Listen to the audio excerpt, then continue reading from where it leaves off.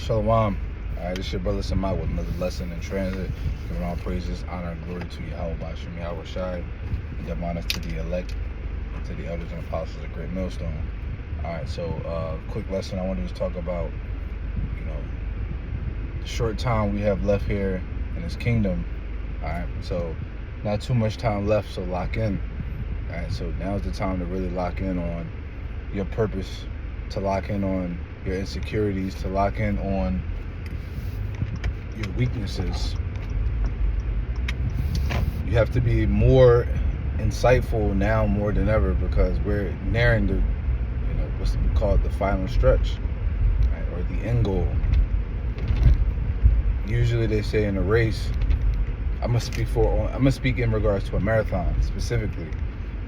In a marathon, usually the last 6 miles, right? A marathon is 26 miles. They say the last 6 miles is the hardest.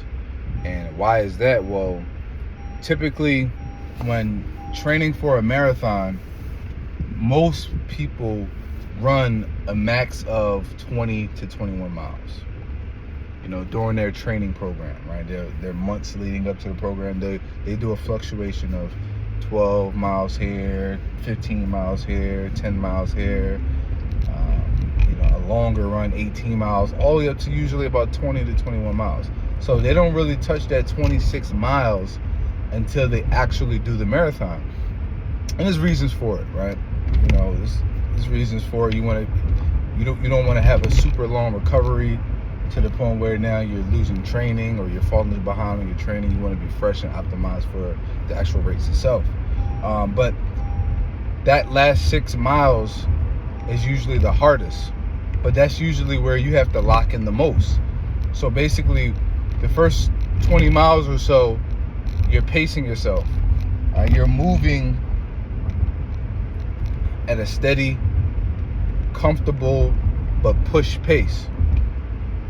And for us, that was pretty much the time that we were in up to this point, which was examining ourselves, just having balance and, putting ourselves in a good routine and system that yields good fruit.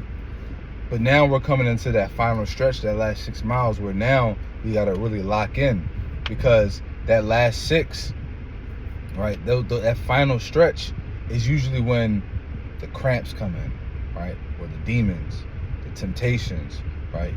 People telling you're getting in the mindset, I did enough. I did good enough. I did 20 miles. I did 21 miles, man. Maybe this is enough. Maybe this is good enough. And then you slow down or you stop. The next thing you know, you don't finish the race. All right. The scriptures say, all right, Yahweh Shai says to endure unto the end, and the same shall be saved, right? And he also says in Revelations that, behold, I come quickly, and my reward is with me, right? To reward them of the works done in the flesh, right? The righteous reward and the wicked reward, roughly paraphrasing. So we're going to be rewarded for our actions, for our choices. We're going to be rewarded for the sacrifices we made, the obedience we showed, and ultimately just goes down to our faith, the faith that we show. All these things are really just a testament of our faith, right? That's really mostly what it is. And we have to continue to push forward now more than ever, because it's the final stretch, and I'm seeing that there are men that are falling short, right? There are men that are growing weak in the final stretch of the race, bro. Like, this is where you have to give the most effort, in the final stretch. The first 20 miles of the race, yeah, in the beginning it's easier and it gets tougher as you go on, but you've run the 20, you've trained for the 20, right? It's something you've done, so it's nothing new to you.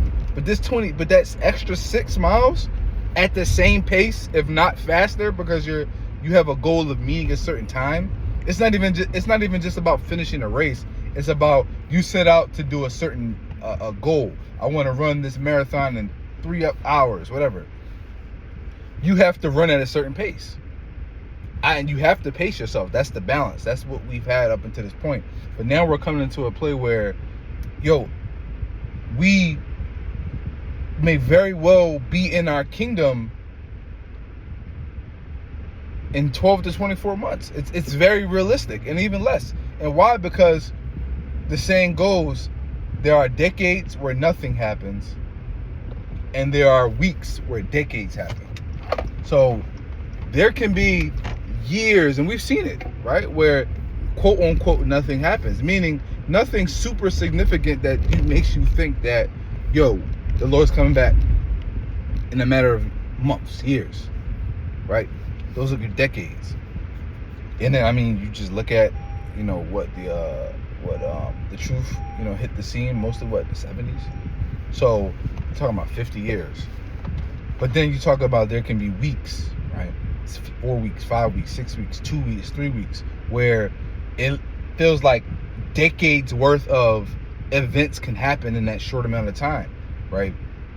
And you got to think about the final prophecies that we're waiting for. We're waiting for what? The mark of the beast, right? The mark of the beast has to come before, if I'm not mistaken, the mark of the beast has to come before World War III pops off, because World War III essentially goes into America being destroyed, and then the rest of the nations fighting what? In the Valley of Jehoshaphat, right?